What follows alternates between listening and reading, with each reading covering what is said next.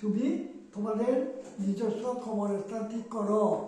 জনজাতি মোর্চা,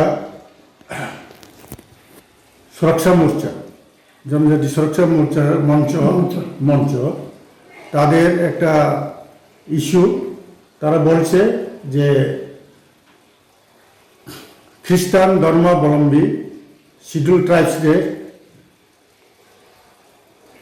ট্রাইবের লিস্ট থেকে বাদ দিতে হবে।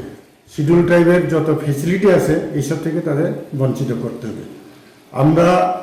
আমি নিজে এবং আইএনপিটির তরফে, আমার এখানে বর্তমানে আছেন আমাদের বয়োজ্যেষ্ঠ আমাদের আইএনপিটি সেন্ট্রাল অ্যাডভাইজারি কমিটির চেয়ারম্যান মাননীয় শ্রুতরঞ্জন খিসা মহোদয়।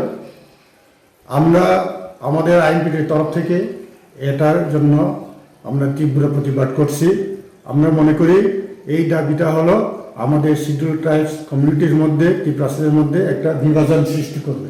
কাজে আমরা চাই না ধর্মের ভিত্তিতে এরকম যেন বিভাজন হয় সমাজের মধ্যে।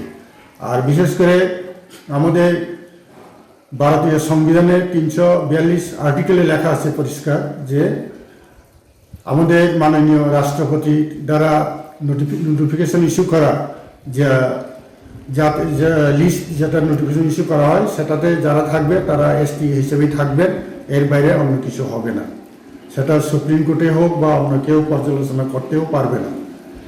কাজেই নতুন করে অন্য একটি নোটিফিকেশন না হওয়া অবধি যারা এসটিতে আছে তারা এসটিই থাকবে।